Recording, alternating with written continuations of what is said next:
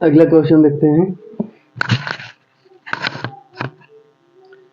अगला question number पहले का बी, इसको सॉल्व करेंगे।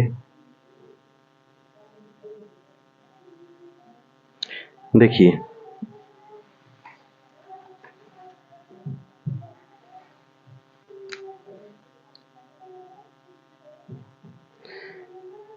दिया इसमें, यदि बिंदु 1 4 1 कामा -2 और -3 कामा 16 संरेख हैं तो एक का मान ज्ञात कीजिए। अब संरेख मतलब कि ये तीनों बिंदु एक ही रेखा पर होंगे। देखिए इस प्रकार से ये हो, मान लेते हैं ये ए हो गया, ये बी हो गया और ये सी हो गया। 1 4 इसका निर्देशांक है, इसका a -2 है, a कामा -2 और ये है -3 कामा 16। अब ये मान लेते हैं ये तीनों एक ही रेखा पर हैं। अब ये मान लेते हैं कि ये m1 और m2 के रेशियो में विभाजित कर रहा है ये बिंदु B। तो विभाजन सूत्र से हम लोग जानते हैं, विभाजन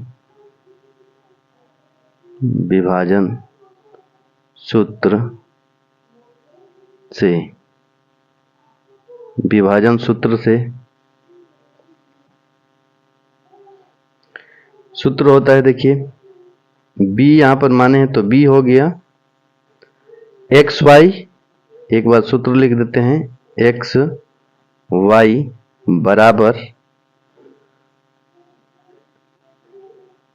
एम एक्स प्लस एम यक्स। अब 12 21 लिख दीजिए, 12 21 बट्टे में m1 प्लस m2। फिर इधर लिखेंगे M Y plus M Y, यहां पर भी 12 21 लिखिए, 12 21 बट्टे में m1 प्लस m2। ये हो गया, ये x का मान होता है, ये y का मान होता है। तो यहां पर हम मान रखते हैं b, ये वाला बिंदु a कामा -2 बराबर, यहां से देखिए ये x1 होता है, ये y1 होता है, ये x2 y2। तो यहां से मान अब रखेंगे, m1 का मान नहीं दिया है, x2 का मान दिया है -3 प्लस m2, x1 का मान दिया है 1 बट्टे में m1 प्लस m2 कामा m1 y2 का मान 16 दिया है तो 16 लिखेंगे, प्लस m2 का मान नहीं दिया है, y1 का मान 4 है तो 4 लिखेंगे, बट्टे में m1 प्लस m2। अब यहां से a का मान ये हो गया और -2 का मान ये हो गया। अब यहां से लिखते हैं a बराबर कितना होगा, तो a बराबर होगा -3 m1 प्लस m2 बट्टे में m1 प्लस m2। ये इक्वेशन फर्स्ट हो गया। अब -2 बराबर ये होगा, तो -2 बराबर लिखेंगे 16 m1 अब प्लस 4 m2 बट्टे में m1 प्लस m2। यहां से अब क्रॉस गुणा करेंगे, क्रॉस गुणा करेंगे तो ये होगा 2m1 और माइनस 2m2 बराबर 16m1 प्लस 4m2।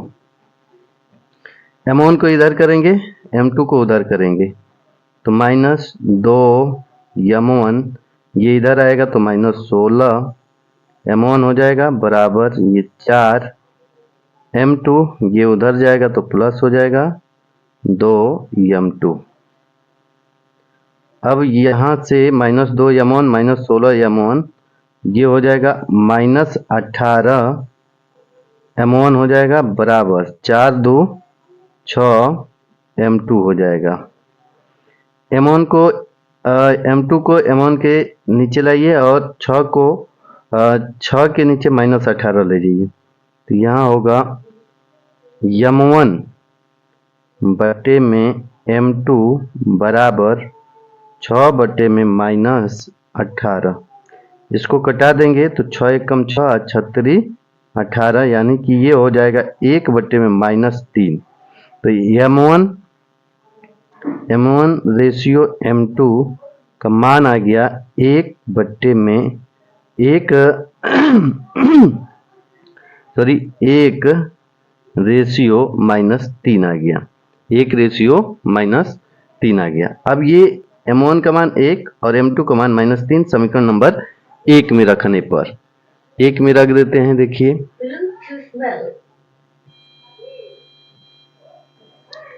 तो a बराबर माइनस 3, m1 का मान है 1 प्लस m2 का मान है माइनस 3 बटे में 1 और प्लस m2, तो m2 का मान है माइनस 3 तो माइनस 3 हो जाएगा, तो ये हो जाएगा माइनस 3 और माइनस 3 बटे में माइनस 2, तो ये हो गया माइनस 6 बटे में माइनस 2, कटाएंगे तो ये आ जाएगा 3, यानी कि a का मान कितना आ गया 3। यही आंसर होगा।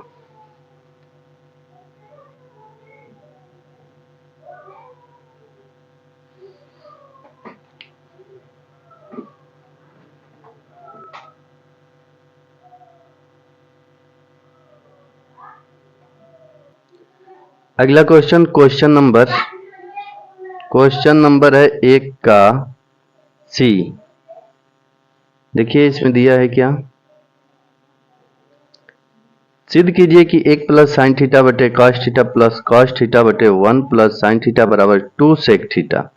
तो लेफ्ट हैंड साइड ले लेते हैं, लेफ्ट हैंड साइड बराबर 1 प्लस साइन थीटा बटे में cos theta plus cos theta बटे में 1 प्लस साइन थीटा।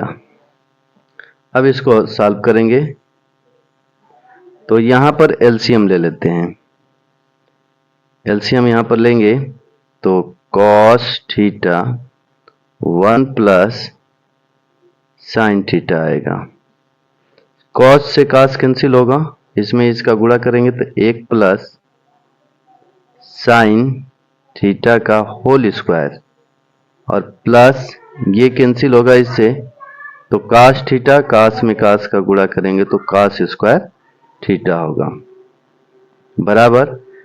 अब a प्लस बी का होल स्क्वायर सूत्र अप्लाई करेंगे तो 1 का स्क्वायर 1 और यहाँ पर होगा sine square theta plus 2 sine theta plus cos square theta बटे में cos theta 1 plus sine theta. अब यहाँ पर sine square theta plus cos square theta एक साथ लेंगे तो ये है 1 plus sine square theta plus cos square theta plus 2 sine theta बटे में cos theta 1 plus sine theta.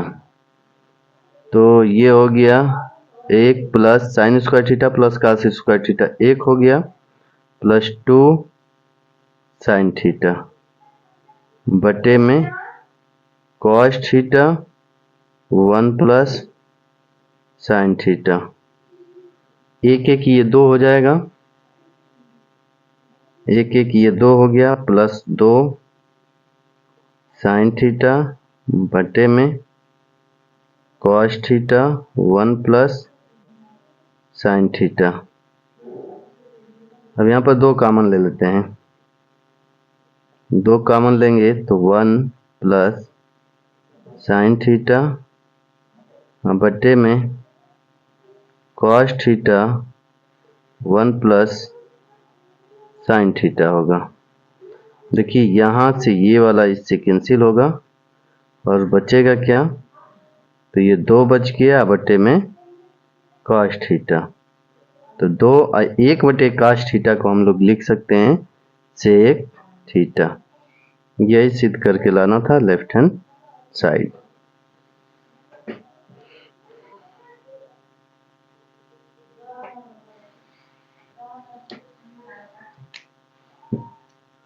आइए अगला क्वेश्चन देखते हैं। क्वेश्चन नंबर पहले का डी नंबर देखिए दिया है, निम्न बारंबारता बंटन से माध्यक ज्ञात कीजिए। तो इसको सॉल्व करेंगे और माध्यक ज्ञात करेंगे। यहाँ पर दिया है वर्ग अंतराल और बारंबारता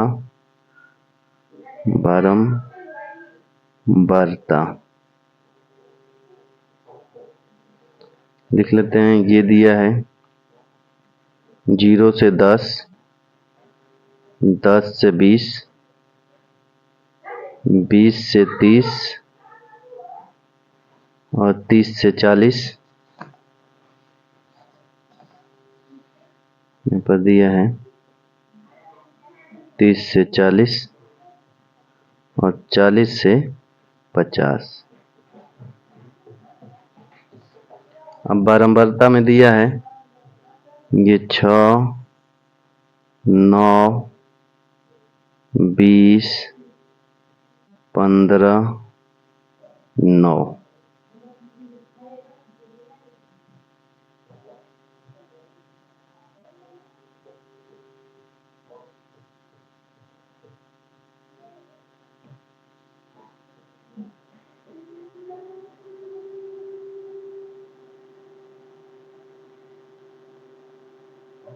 यहाँ पर है संचयी बारंबारता, आप निकालेंगे संचयी बारंबारता, संचयी बारंबारता निकालेंगे और देखिए संचयी बारंबारता निकालेंगे। ये 6 दिया है तो 6 यहाँ पर लिखेंगे, 6 में 9 जोड़ेंगे तो 15 हो जाएगा, 15 में 20 जोड़ेंगे तो 35 होगा और 35 में 15 जोड़ेंगे तो 50 हो जाएगा, 50 में 9 जोड़ेंगे तो 59 हो जाएगा। अब ये इसका योग निकाल लेते हैं बारंबारता का। तो बारंबारता का योग ये 59। तो यहाँ पर n बट्टे में 2 बराबर 59 बट्टे में 2। n का मान, ये n का मान होता है n बराबर 59।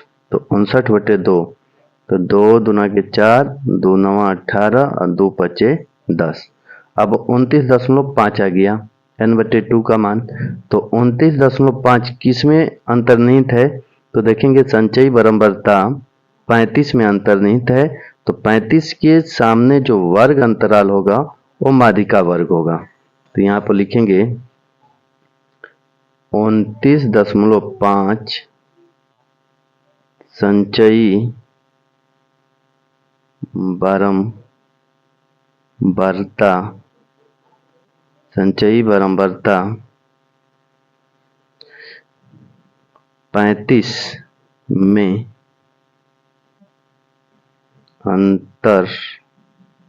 अंतर्निहित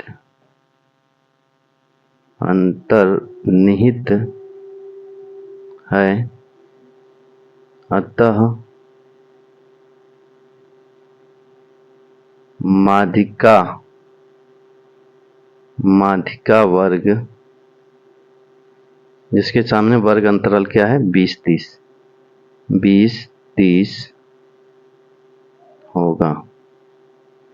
अब यहाँ पर मान निकाल लेते हैं। देखिए माध्यिका वर्ग जो आया है 20-30, इसमें लोअर लिमिट जो होता है एल का मान होता है, एल हो गया 20। अब वर्ग अंतराल के जस्ट बारंबारता में एफ का मान होता है, तो ये हो गया एफ का मान कितना है 20 है, 20 हो गया। अब वर्ग अंतराल जो माध्यिका वर्ग आया है उसके जस्ट ऊपर वर्ग अंतराल के सामने जो संचयी बारंबारता आता है 15 है, उसको लेते हैं संचयी बारंबारता। तो CF बराबर हो गया 15 और H का मान, इन दोनों के बीच का अंतर यानी 30 में से 20 घटाएंगे तो 10 आएगा। अब माध्यिका सूत्र लगाएंगे, माध्यिका का सूत्र लगाकर उसको हल करेंगे। यहाँ पर देखिए माध्यिका बराबर L प्लस सूत्र होता है N/2 माइनस CF बट्टे में F और गुणे H होता है। मान रखेंगे, L का मान कितना है तो 20 और प्लस N/2 का मान आया है 29.5 और माइनस CF हो गया 15, F का मान है 20 और गुणे H का मान है 10। इसको अब हल करेंगे तो ये 20 अब प्लस इसको घटाएंगे तो ये हो जाएगा 14.5 बट्टे में ये हो गया 20 गुणे 10, एक जीरो से एक जीरो कैंसिल, इसको कटा देते हैं तो 20 प्लस 2 7 14 और 0.2 दूना के 4 और 2 5 10, इसको जोड़ेंगे तो 27.25, यही आंसर होगा। आइए अगला क्वेश्चन देखते हैं। क्वेश्चन नंबर है पहले का ई नंबर सॉल्व करेंगे। 92 और 510 का लसा ज्ञात कीजिए। तो 92 का फैक्टर बना लेते हैं और 510 का फैक्टर बना लेते हैं। ये 2 से कटाएंगे, 2 चौके 8, 2 छक्के 12, फिर 2 से 2 दूना के 4, 2 3 6 और ये 23 एकम 23। फिर ये 2 से कटाएंगे, 2 दूना के 4, 2 पचे 10 और 2 पचे 10। 3 से कटाएंगे, 3 8 24 और 3 पचे 15। 5 से कटाएंगे, 5 एकम 5 5 7 35। फिर 17 से कटाएंगे, 17 एकम 17।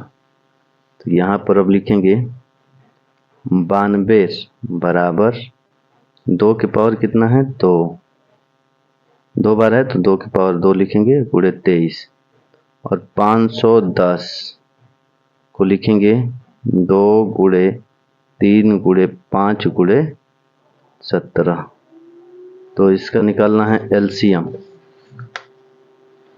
तो एलसीएम निकालेंगे, एलसीएम बराबर होगा 2 इसमें भी है इसमें है, जो ज़्यादा पावर वाला है उसको लेते हैं, 2 के पावर 2 गुणे 3 एक ही बार है तो एक बार है तो ले लेते हैं, फिर 5, फिर ये हो जाएगा 17, फिर 23, सबको लिया जाता है और जो मिलता है उसमें जो अधिक होता है उसको लिया जाता है।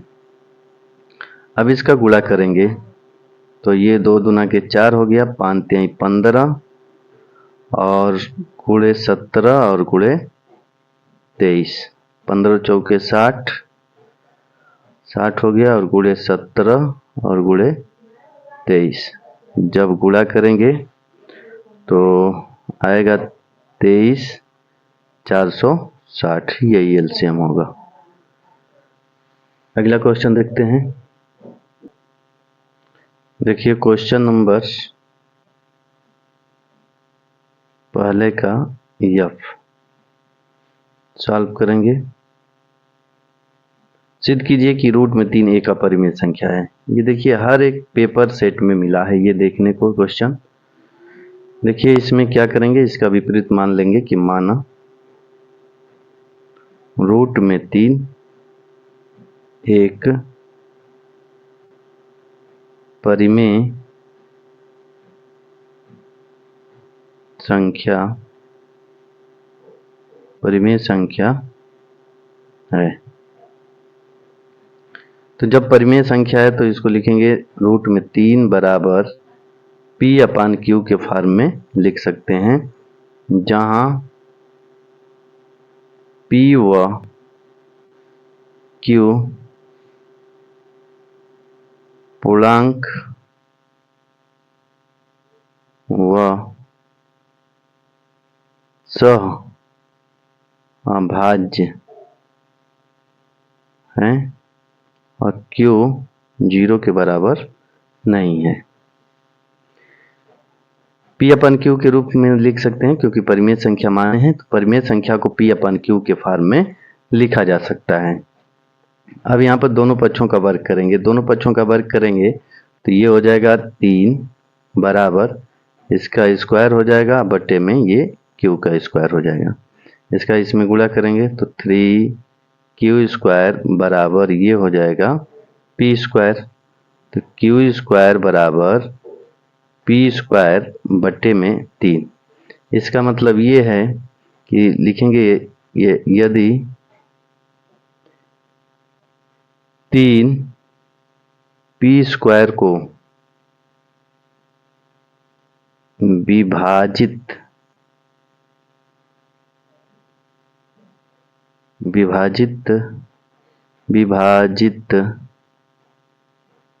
करती है तो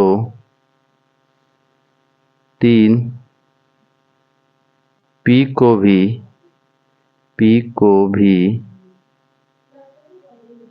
विभाजित करेगा। जब P को विभाजित करेगा इसका मतलब ये है कि P के अभाज्य गुणनखंड में 3 अवश्य आएगा और 3 के अलावा भी आ सकता है। तो यहाँ पर लिखेंगे P बराबर, तब यहाँ पर लिखेंगे तब P बराबर 2C लिख सकते हैं क्योंकि 3C लिख सकते हैं क्योंकि P से विभाजित है, इसका मतलब कि 3 P के फैक्टर में 3 अवश्य होगा तभी 3 से विभाजित है। तो 3 को लिख सकते हैं, P को लिख सकते हैं 3 और गुणे C, यानी कि 3 रहेगा, इसके अलावा और कुछ आ सकता है उसको मान लेते हैं C है, तो 3C मान लिए। और यहाँ पर लिखेंगे जहां C कोई पूर्णांक है। अब यहाँ पर P बराबर 3C समीकरण नंबर 1 में रखेंगे, इसमें रखेंगे तो देखिए ये है Q स्क्वायर बराबर P की जगह पर लिखेंगे 3C का स्क्वायर और बट्टे में 3 हो जाएगा, तो ये Q स्क्वायर बराबर ये हो जाएगा 9C स्क्वायर बट्टे में 3। जब इसको डिवाइड करेंगे Q स्क्वायर बराबर 3C स्क्वायर होगा, तो C स्क्वायर बराबर होगा Q स्क्वायर बट्टे में 3 इसके नीचे चला जाएगा। तो अब यहाँ पर लिखेंगे यदि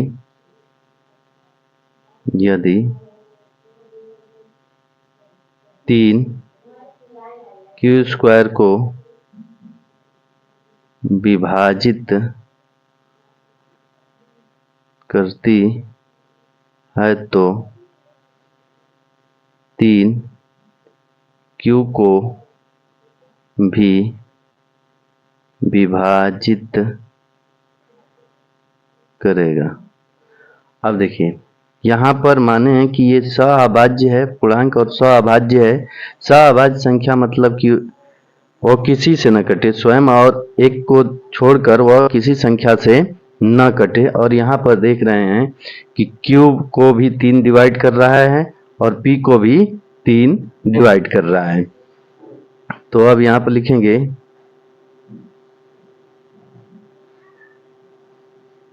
कि P व Q के अभाज्य गुणनखंड में कम से कम एक उभयनिष्ठ गुणनखंड 3 है। 3 है तो यह विरोधाभास उत्पन्न हो गया कि यहाँ पर कह रहे हैं किसी से नहीं कटेगा और यहाँ पर देख रहे हैं 3 से कट रहा है।